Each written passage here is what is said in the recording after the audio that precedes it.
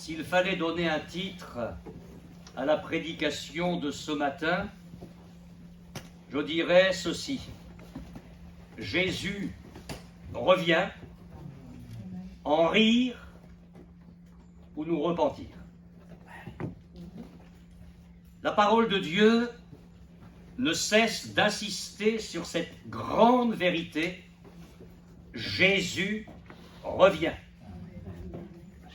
Alors nous le savons, nous chrétiens, je le dis aussi pour nos jeunes et adultes qui nous rejoignent dans nos cultes régulièrement, Jésus qui est venu une première fois sur notre terre va revenir en deux phases, non pas premièrement sur notre terre, mais dans les airs, comme nous le préciserons dans quelques instants.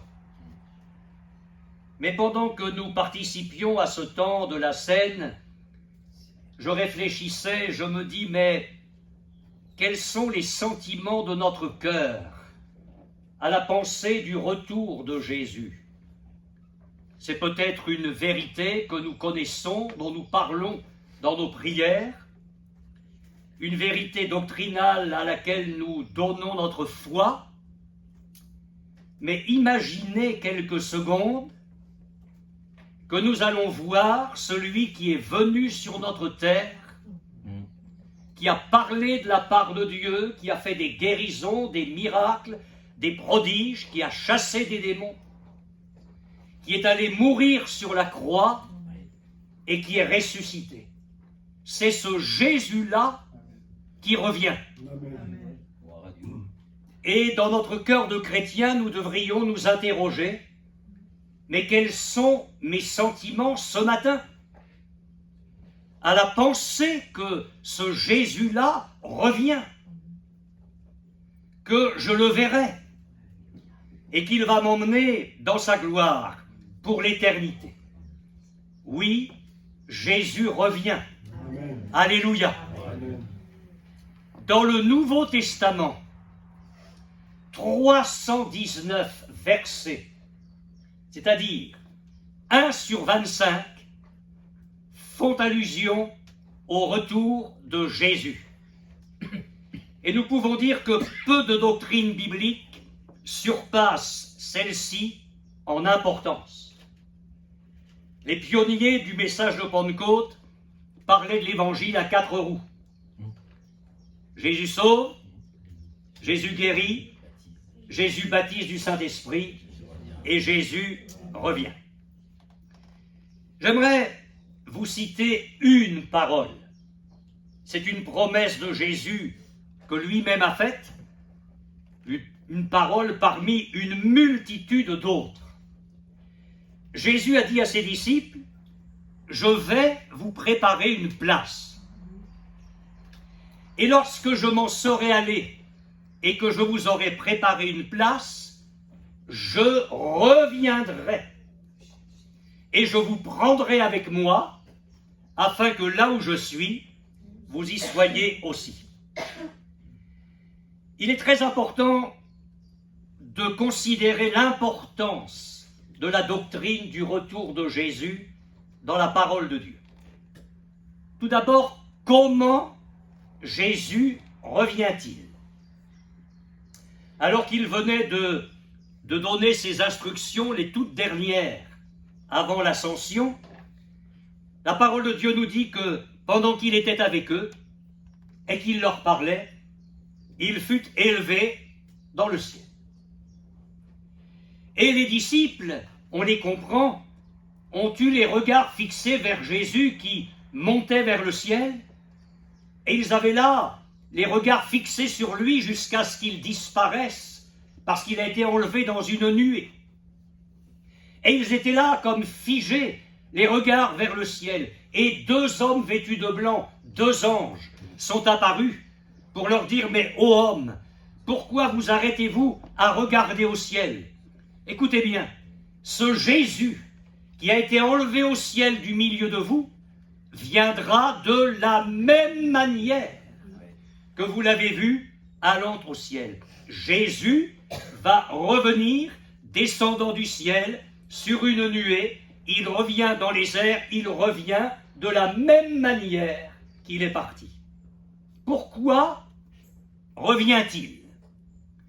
En ce qui concerne la première phase de son retour, l'apôtre Paul a écrit ceci dans l'une de ses lettres. Voici ce que nous vous déclarons d'après une parole du Seigneur. C'est une parole du Seigneur dans le texte original, hein. C'est une révélation que Paul a eue. Nous les vivants, dit-il, restés pour l'avènement du Seigneur, nous ne devancerons pas ceux qui sont morts. Car le Seigneur a un signal donné à la voix d'un archange, et au son de la trompette de Dieu descendra du ciel, et les morts en Christ, les chrétiens décédés, ressusciteront premièrement.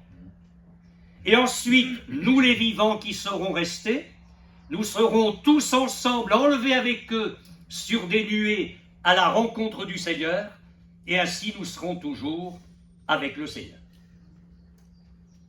Quand revient-il? Alors là, vous pouvez bouquiner les revues, les bibliothèques des sectes. Là, c'est impressionnant. Il suffisait de lire ce que Jésus a dit. Pour ce qui est du jour et de l'heure, personne ne le sait. Et il a dit, ni le Fils, donc lui sur la terre ne savait même pas ça, ni les anges, mais seulement le Père. Donc nous n'avons pas à essayer de savoir quand Jésus allait revenir. Mais il y a des signes, entre autres, dans l'humanité, qui allaient marquer la période permettant de savoir que Jésus allait revenir. On va lire ensemble, ce ne sera pas la seule lecture, dans Luc, chapitre 17, verset 28. Luc, chapitre 17, verset 28. Jésus vient de parler de son retour, et voici ce qu'il dit. Chapitre 17 de Luc, verset 28. Ce qui arriva du temps de Lot. On ne dira peut-être pas grand-chose, vous les jeunes, mais on va y venir. Ce qui arriva du temps de Lot arrivera pareillement. Pareillement. Les hommes mangeaient, buvaient, achetaient, vendaient, plantaient, bâtissaient, une civilisation en pleine ébullition. Mais le jour où Lot sortit de Sodome, une pluie de feu et de soufre tomba du ciel et les fit tous périr. Il en sera de même le jour où le Fils de l'homme paraîtra. Et au verset 32, on va parler de Madame Lot. Ah, c'est le Seigneur qui en parle. Souvenez-vous de la femme de Lot.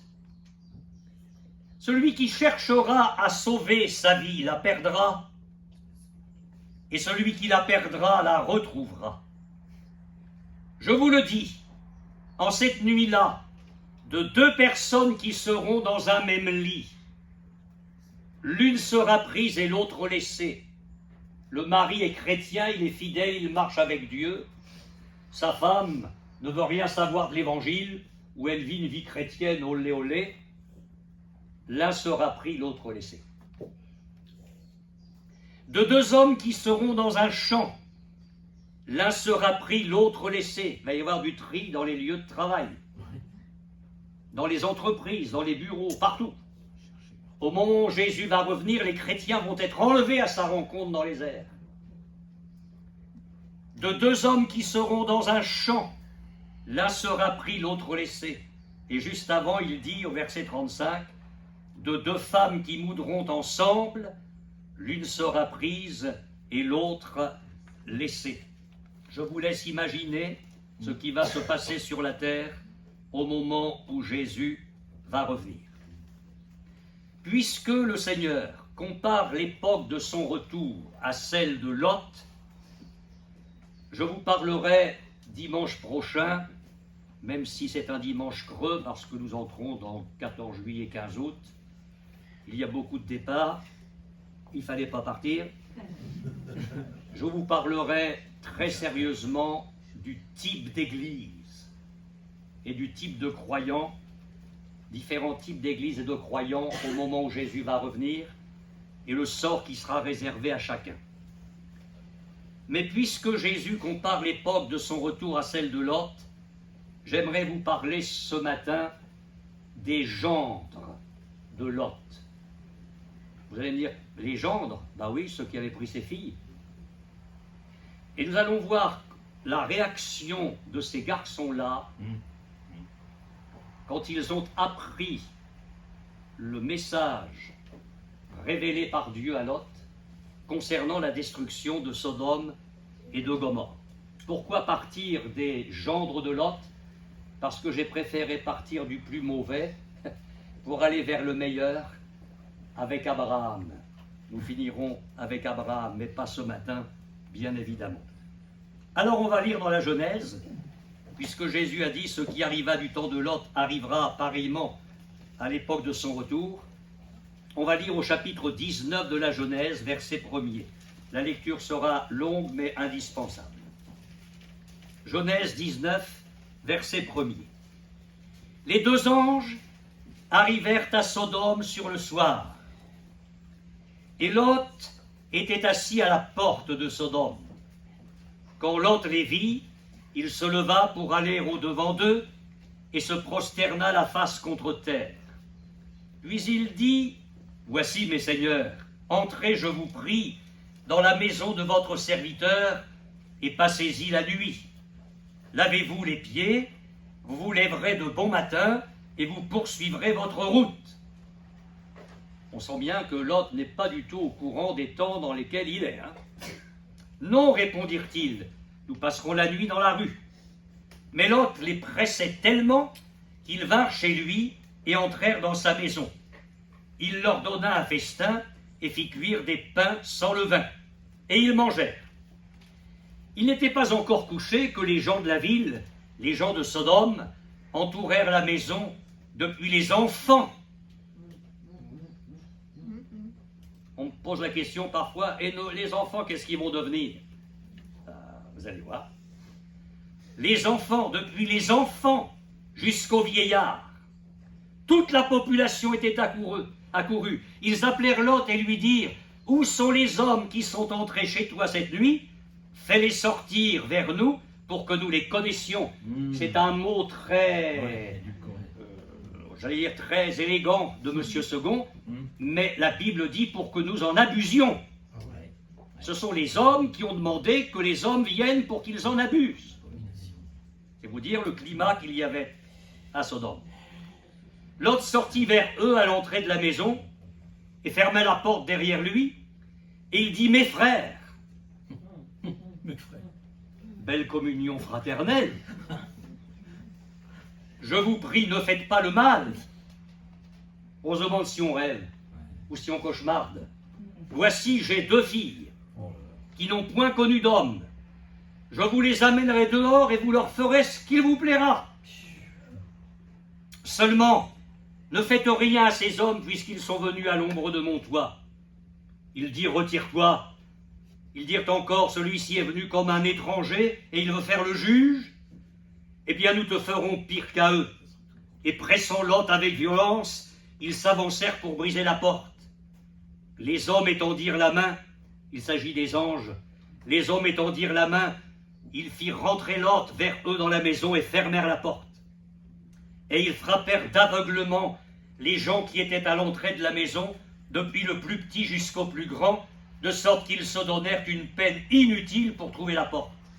Les hommes dirent à Lot, « Qui as-tu encore ici, gendre, fils, fille, et tout ce qui t'appartient dans la ville, fais-les sortir de ce lieu. Car nous allons détruire ce lieu, parce que le cri contre ses habitants est grand devant l'Éternel, l'Éternel nous a envoyés pour le détruire. Lot sortit et parla à ses gendres qui avaient pris ses filles. Levez-vous, dit-il, sortez de ce lieu, car l'Éternel va détruire la ville. Mais aux yeux de ses gendres, il parut plaisanter. Et nous allons arrêter ici la lecture pour ce matin. Je vous parlerai donc uniquement dans ce culte ici ce matin des gendres de Lot, qui sont le type du monde impie et moqueur, ce monde qui va être contemporain du retour de Jésus. Qui étaient ces braves garçons? Je mets le mot brave entre guillemets.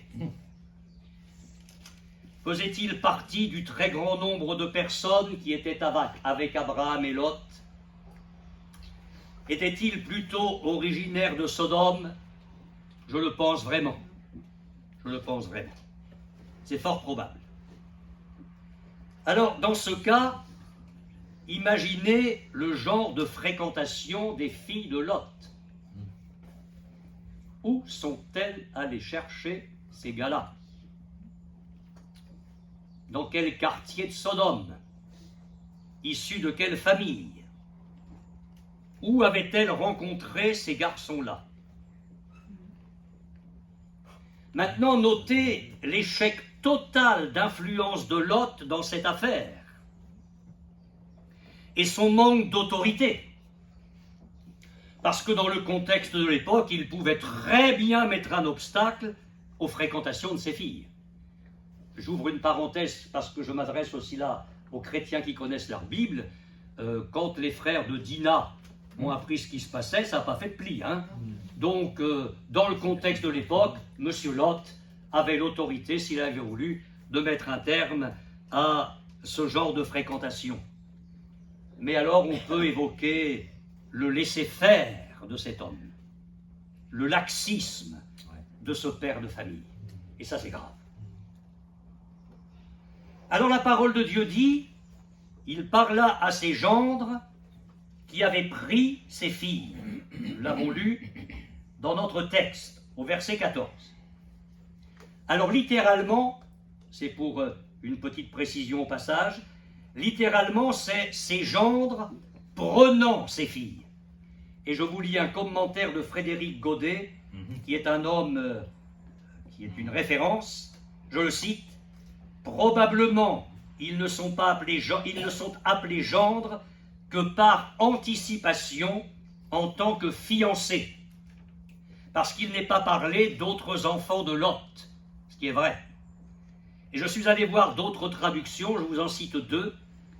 Ces gendres, ceux qui allaient épouser ses filles. Ou encore, ces gendres, ceux qui devaient épouser ses filles. Lot, et je m'adresse aux chrétiens là encore qui connaissent les chapitres précédents, Lot a choisi à un moment donné d'aller loin d'Abraham. Il a choisi de vivre séparé de l'homme qui a la vraie foi. Il a choisi de se séparer de l'homme qui marche avec Dieu, qui obéit à Dieu, qui construit sa vie sur Dieu, et ce, pour aller vivre en plein milieu de païens à la vie dépravée. Tôt ou tard, excusez-moi de le dire comme ça, tôt ou tard, il faut payer la facture. Dans sa bonté, et je vous dirai pourquoi dans les prochains dimanches, Dieu permet que Lot ait la révélation de ce que Dieu va faire. Il va détruire Sodome et Gomorrhe. Et à ce moment-là, et je vous demande toute votre attention les jeunes, parce que c'est pour vous maintenant que je parle. Lot va s'improviser prédicateur. missionnaire, témoin. Il va parler à ses gendres. Une espèce de petite réunion évangélique improvisée. La parole de Dieu dit que Lot sort. Ben oui, les gens n'étaient pas là. Je ne sais pas dans quel bar, dans quelle boîte de nuit ils étaient avant. Je ne sais pas dans quel quartier, s'ils étaient chez eux. Je ne sais pas. Mais Lot est obligé de sortir pour proclamer le message. Et il annonce effectivement un message clair. L'Éternel va détruire la ville. Et ce n'est pas une invention humaine. Ce n'est pas le message d'un mystique qui imagine des choses. Il proclame ce qu'il a reçu par une révélation divine. Ce sont des anges qui sont venus proclamer le message. Et vous remarquerez que ce n'est pas un message à l'eau de rose. Lot annonce un jugement, celui de Dieu sur le péché et les abominations des gens de Sodome. Jésus a dit, je voudrais vous le dire avec force, Jésus a dit que ce qui est arrivé du temps de Lot va arriver pareillement. À quoi assistons-nous? À la montée, excusez-moi, de la pourriture dans le monde. Les jeunes, la pourriture est sur vos portables. La pourriture, elle est sur vos réseaux sociaux. La pourriture, elle est sur nos écrans de télévision. La pourriture est dans la rue, dans les lycées, dans les collèges, dans les conversations, dans les fréquentations, dans le débridage sexuel. La pourriture est partout. Et ce qui était une honte quand j'étais jeune, aujourd'hui est étalé au grand jour, banalisé, légalisé, proclamé avec arrogance, presque comme des lois auxquelles il faut se soumettre. L'abomination est en train de monter à vitesse grand V, et Dieu est sur son trône. Et il patiente. Il patiente, comme il a patienté pour Sodome. Mais je voudrais vous le dire avec force, c'est bientôt terminé. Bientôt la coupe de la colère de Dieu, parce que Dieu est amour, mais il est juste. Dieu va juger ce monde. Dieu va juger ce monde pour ses abominations et ses souillures. Jésus a dit, ce qui arriva du temps de Lot arrivera pareillement. Le message, proclamé par Lot est un message qui appelle la foi.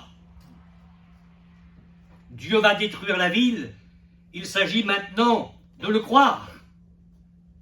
Et c'est un message qui amène une prise de position, un choix, une décision. Lot n'a pas seulement dit à ses gendres, l'Éternel va détruire la ville, il leur a dit, levez-vous, changez d'attitude, réagissez. C'est pas possible que vous soyez amorphes devant un tel message. Et je le dis à chacun de vous qui avez besoin de cela ce matin. Prenez ce message-là dans la foi et qu'il y ait une prise de position de votre part, un choix véritable, une décision. Je ne veux plus rester comme ça, indifférent à ce que j'entends depuis des mois ici. Moi aussi, je veux me lever. Vous comprenez ce que ça veut dire? Je veux changer d'attitude. Se lever, mais pour eux, ça voulait dire ne plus aller où ils allaient, ne plus fréquenter ce qu'ils fréquentaient, ne plus pratiquer ce qu'ils pratiquaient, ne plus regarder ce qu'ils regardaient. Levez-vous, mais prenez le message de Dieu au sérieux. Changez. Amen. Je voudrais vous le dire, les jeunes, justement parce que vous êtes jeunes. C'est un message que vous ne pouvez pas remettre à plus tard. Il fallait croire et obéir maintenant. Parce qu'ils avaient beau être jeunes, mais le jugement arrivait. Quand Dieu nous parle maintenant de nous repentir, de nous convertir, de lui obéir, franchement, qui sommes-nous pour lui dire plus tard? Dieu te dit ce matin que c'est aujourd'hui qu'il faut que tu te convertisses. Mais qui es-tu pour dire à Dieu plus tard? L'apôtre Paul disait ceci, et je le reprends à mon compte ce matin: puisque nous travaillons avec Dieu, nous vous exhortons à ne pas recevoir la grâce de Dieu en vain. Parce qu'il dit, au temps favorable, je t'ai exaucé, au jour du salut, je t'ai secouru. Et Dieu ajoute, voici maintenant le temps favorable. La parole de Dieu nous dit que le Saint-Esprit dit ceci, aujourd'hui, si vous entendez sa voix, et vous l'entendez là, n'endurcissez pas votre cœur. Alors, voilà comment prêche le diable, parce qu'il sait prêcher. Va vers le gars, garçon, la fille, dit oh là là, mollo. Tu es trop jeune. Attends. Tu es trop jeune pour sortir de Sodome. Profite.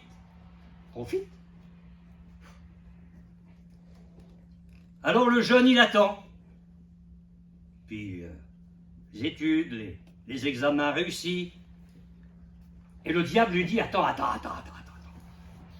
Maintenant, il faut que tu t'installes. Alors que tu penses à ta profession, que tu te penses à te marier, à construire ta petite maison, à chercher un appartement qui te convient. Attends. Alors le jeune, il a trouvé du travail correspondant à ses études, ses diplômes ou ses capacités. Il se marie, s'installe. Et le diable dit, attends. Maintenant, il faut que tu t'installes vraiment. Il faut que t'as enclenché les choses, mais attends que ça tourne bien, parce que tu ne sais pas comment ça peut tourner. Donc, attends un petit peu. Alors, il attend, les années passent, et le voilà avec une petite canne. Et le diable vient lui dire ce qu'une grand-mère m'a dit un jour, alors que je lui parlais de Jésus. Mais pas à mon âge, mon petit monsieur, pas à mon âge, je suis trop vieille pour changer. Vous avez compris la prédication du diable? C'est jamais le moment. C'est jamais le moment de sortir de Sodome. C'est toujours le temps d'y rester. Pour le diable, c'est toujours le temps d'aller vers l'enfer. Et surtout pas le moment de venir vers Jésus. Alors, tu vas me dire, mais je me sens pas prêt. Ben, prépare-toi. C'est aussi simple que ça. Prenons ce moment où Jésus est sur la croix, un brigand qui reste dans sa révolte, mais l'autre. Combien de temps restait-il à ce brigand pour faire le bon choix? Je vous pose la question, combien d'années? Bon, on va quand même réduire un peu les choses. Combien de mois? On va réduire. Combien de semaines?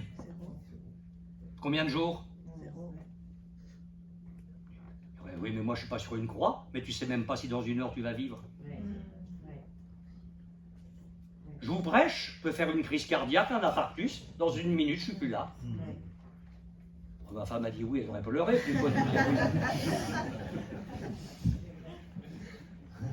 Mais je redeviens sérieux. Qu'est-ce que c'est que ta vie? Que tu aies 80 ans ou 16 ans, c'est quoi ta vie? C'est rien. Donc que tu ne peux pas prêter l'oreille à ce que le diable souffle à ton cœur. C'est maintenant le jour du salut. Et c'est un message qui amène une séparation. Dieu va détruire la ville, levez-vous, sortez de ce lieu. Donc c'est un message qui appelle une rupture avec le péché, la souillure, les abominations, les lieux, les compagnies fréquentées. Et c'est ce que la première Église prêchait avec force dès le départ. Pierre prêche l'évangile, à la fin de la prédication, les gens ont le cœur vivement touché, et ils disent à Pierre et aux autres apôtres, mais qu'est-ce qu'il faut faire? Sous-entendu, qu'est-ce qu'il faut faire pour être sauvé? Pierre dit, repentez-vous, et que chacun de vous soit baptisé au nom de Jésus-Christ pour le pardon de vos péchés. Et juste après, il ajoute, sauvez-vous de cette génération perverse. Autrement dit, sortez de ce lieu.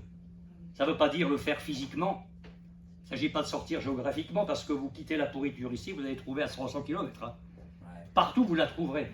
Il s'agit de sortir au niveau du cœur. Je suis au milieu des gens, mais je ne vis plus comme eux. Je sors de ce lieu-là. Vous comprenez ce que ça veut dire.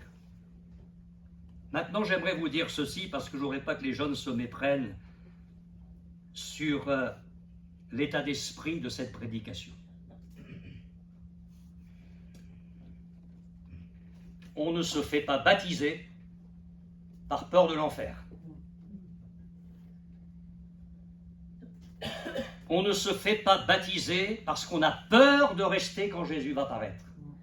Ça vous étonne, ça?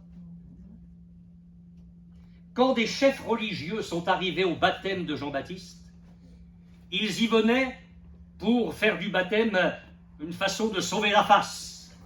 Le cœur n'y était pas. Et Jean-Baptiste leur a dit, mais qui vous a appris à fuir la colère à venir? Le baptême, c'est pas... ce qui sous-tend le baptême, ce n'est pas la peur de la colère de Dieu à venir.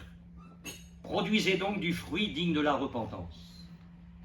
Je ne sais pas si j'oserais vous le prêcher, mais je crois que c'est Finet qui un jour a dit ceci à un auditoire de gens qui n'étaient pas chrétiens.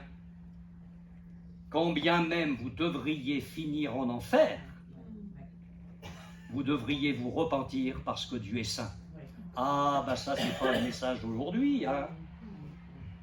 Ça, c'est pas le message qui remplit nos salles. Et pourtant, c'est le vrai message. Je ne me repens pas, je ne me fais pas baptiser parce que j'ai peur de l'enfer. Je me repens et je m'engage avec le Seigneur parce que ma vie sans lui est un fiasco. J'ai ni tué, ni volé, j'ai pas fait des choses catastrophiques. Mais si je regarde ma vie à la lumière de la Bible, de la sainteté de Dieu, ma vie est un tissu de saleté. C'est ce que moi, dont j'ai pris conscience à 16 ans, quand je me suis effondré devant ma chaise, convaincu de mes péchés. J'ai pleuré sur ma misère, je suis jamais allé dans le monde. Je ne sais pas ce que c'est qu'une boîte de nuit. Je ne sais pas ce que c'est que des mauvaises fréquentations. Je ne suis jamais allé dans le monde parce que je ne pouvais pas. On me tenait, c'était les réunions, je n'avais pas le choix. Mais quand je me suis effondré devant ma chaise, j'ai pleuré sur ma souillure. J'ai senti ma souillure, ma saleté au pied du Seigneur. Donc nous venons à lui parce que nous prenons conscience de tout ce qui est mauvais en nous. Nous reconnaissons nos péchés avec le cœur. Nous lui demandons pardon, nous croyons dans le pardon possible parce que Jésus a pris notre place sur la croix. Nous croyons que le sang de Jésus nous purifie de tout péché et nous le recevons comme Seigneur et Sauveur. Alors comme on espère que la réunion évangélique improvisée va avoir du succès. Vraiment, avant de terminer là-dessus, je voudrais vous dire ceci. C'est que je ne sais pas si Lot était à ce moment-là le prédicateur le plus efficace et le plus convaincant à ce moment-là. Vous comprendrez mieux quand je vous parlerai de lui, parce que je vous parlerai de l'Église selon Lot. Ce que l'on sait en tout cas, c'est le résultat de cette réunion évangélique improvisée. Mais aux yeux de ses gendres, il parut plaisanter. Quel était le ton de Lot lorsqu'il a prêché ce message-là? Vous ne pouvez pas prêcher un tel message en faisant rire les gens. Alors je ne dis pas que Lot a fait rire ses gendres, mais nous comprenons. Quel a été le ton du message? Quelle a été l'intensité spirituelle de son message? Je me pose la question, était-il convaincu lui-même pour pouvoir être convaincant? Eh bien, vous verrez que sa conviction était assez tiède finalement. Vous verrez ça plus tard. Je ne peux pas être convaincant si je ne suis pas convaincu. Et Lot manquait de quelque chose de puissant dans son cœur. Et moi, si j'avais été à la place des gendres, non pas pour rester à Sodome, j'espère, mais si j'avais été à la place des gendres, j'aurais pu dire à mon beau-père, mais écoute, si les gens de Sodome sont si mauvais, pourquoi t'es venu vivre au milieu de nous? C'est curieux quand certains chrétiens un peu bizarres donnent des leçons aux autres, mais qu'ils balaient devant leur porte déjà. Hein? Et l'autre dit, mais je ne savais pas que les gens de Sodome étaient comme ça. Mais admettons. Alors si tu ne savais pas comment ils étaient, pourquoi es-tu resté au milieu de nous? Alors oui, l'apôtre Pierre, rempli de la grâce de Dieu et du Saint-Esprit, nous dit que Lot, ce juste, tourmentait journellement son âme à cause de ce qu'il voyait. Mais il aurait pu éviter ça, il suffisait qu'il s'en aille. Moi, je vais vous dire ceci. Vous n'êtes pas obligé de partager ce que je vais vous dire, mais faites-le, c'est moi qui ai raison. Quelque chose devait sonner faux dans le message de Lot. Parce que sa vie, même si elle se séparait de la souillure, il n'avait rien à faire là. Et lui-même, on le verra, tarde à sortir de Sodome. Donc au moment où il délivre le message, quelque chose sonne faux dans le message. Comme quelque chose sonne faux dans la bouche de l'Église, des églises qui ont fait les mauvais choix.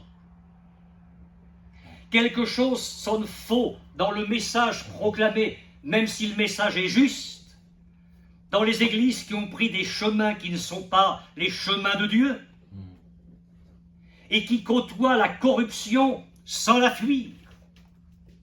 Et à mon âge, je ne risque plus rien. Alors je vais dire que le message sonne faux dans la bouche des prédicateurs qui ont fait les mauvais choix, qui dans leur vie morale, spirituelle, ont commencé à prendre des chemins qui ne sont pas les chemins de Dieu et qui égarent les églises dans les chemins où eux-mêmes marchent.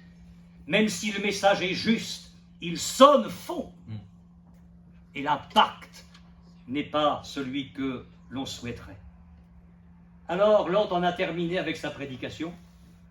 Je ne sais pas s'il a fait un appel en demandant aux gens de lever la main pour se convertir. En tout cas, ils ont bien rigolé. Futur beau papa, quel plaisantin! Quel petit rigolo! Dieu va détruire la ville, ben voyons! Ça fait tant de temps qu'on vit comme ça, il ne se passe rien. On continue dans toutes les débauches, dans toute la saleté, et le temps passe et il ne se passe rien. Mais bien sûr que tout cela, c'est du vent. Notre beau-père, il ne tourne pas très rond. Tu peux rire. Peut-être pas physiquement, là, parce qu'il n'y a papa, maman qui te verrait. Mais dans ton cœur, tu peux dire, Pasteur Baléa cause toujours. Ben franchement, je ne le souhaite pas pour toi. Parce que Dieu dit vrai. Et quand je vous ai dit que les gendres de Lot étaient un type de l'humanité, au moment où Jésus allait revenir, je voudrais vous lire un texte, on va le lire ensemble, ce sera en quelque sorte la conclusion du message, dans la seconde épître de Pierre, seconde épître de Pierre, au chapitre 3, verset 1er.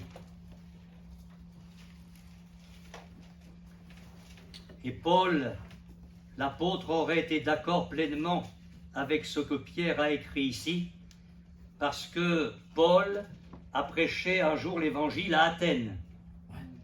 Et il a terminé son discours en disant « Dieu, sans tenir compte des temps d'ignorance », ça n'a pas dû leur faire plaisir aux Athéniens, hein, qui étaient fiers de toute leur connaissance avec leur philosophie, les épicuriens, les stoïciens, voilà un petit bonhomme là qui arrive pour leur dire « Dieu, sans tenir compte des temps d'ignorance », annonce maintenant à tous les hommes en tout lieu qu'ils ont à se repentir, parce qu'il a fixé un jour où il va juger le monde par l'homme, Jésus, qu'il a désigné, ce dont il a donné à tous une preuve certaine en le ressuscitant des morts. Puis il a terminé son message. Les uns se moquèrent. Ah oui, ils ont entendu que Dieu allait juger le monde à cause du péché, et les gens se moquent de ça. Et puis d'autres ont dit, écoute, on t'entendra là-dessus une autre fois. Et vous lisez votre Bible après le chapitre 17, c'est le chapitre 18, et vous verrez que Paul est parti, et qu'il n'y a pas eu une autre fois. Quand je vous dis que c'est maintenant le jour du salut. Alors on va lire 2 Pierre 3. Voici déjà, bien-aimés, la seconde lettre que je vous écris. Dans l'une et dans l'autre, je cherche à éveiller par des avertissements votre saine intelligence. Je ne doute pas que vous soyez intelligent et que votre intelligence soit saine. Vous allez dire amen. Pour une fois, enfin il dit quelque chose de bien. Afin que vous vous souveniez des choses annoncées d'avance par les saints prophètes et du commandement du Seigneur et Sauveur, enseigné par vos apôtres, sachant avant tout que dans les derniers jours, notez bien ça, dans les derniers jours, et nous y sommes, il viendra des moqueurs, avec leur raillerie, marchant selon leur propre convoitise, et disant, où est la promesse de son avènement? Mais ça fait 21 siècles bientôt que votre Christ dit qu'il doit revenir, alors quand est-ce qu'il va revenir? Il a dit qu'il reviendrait bientôt, c'est quand bientôt? Ça fait 20 siècles. Et il ricane. Et ça, c'est l'esprit que le diable est en train de faire déferler sur le monde. Les moqueurs avec leur raillerie. Car depuis que les pères sont morts, tout demeure comme dès le commencement de la création. C'est ce que je vous disais tout à l'heure, à Sodome, on continuait à vivre dans le péché, rien ne se passait. Ils veulent ignorer. C'est une décision de la volonté. Hein. Il n'est pas dit qu'ils ignorent, mais ils veulent. On ne veut pas savoir. On ne veut pas savoir. C'est ça. Ils veulent ignorer, en effet, que des cieux existèrent autrefois par la parole de Dieu, de même qu'une terre tirée de l'eau est formée au moyen de l'eau, et que par ces choses, le monde d'alors périt, submergé par l'eau. Tandis que, par la même parole, les cieux et la terre d'à présent sont gardés et réservés pour le feu, pour le jour du jugement et de la ruine des hommes impies. Les scientifiques sérieux disent que l'un des scénarios possibles pour la fin du monde, c'est que la terre soit complètement disséquée par la chaleur du soleil. Quoi qu'il en soit, la parole de Dieu dit que la terre d'à présent est réservée pour le feu, pour le jour du jugement et de la ruine des hommes impies. Mais il est une chose, bien aimée, que vous ne devez pas ignorer, c'est que devant le Seigneur, un jour est comme 1000 ans, et 1000 ans sont comme un jour. Le Seigneur ne tarde pas dans l'accomplissement de la promesse, comme quelques-uns le croient, mais il use de patience. Il use de patience. Et il a patienté avec Sodome. Dieu use de patience. Et il use encore de patience envers notre monde. Ne voulant pas qu'aucun périsse, j'ai une bonne nouvelle pour toi. Dieu t'aime comme personne ne t'aime. Dieu s'intéresse à toi. Et il veut te sauver. Il veut te faire du bien. Il veut prendre ta vie en charge. Ne voulant pas qu'aucun périsse, mais voulant que tous arrivent à la repentance. Le jour du Seigneur viendra comme un voleur.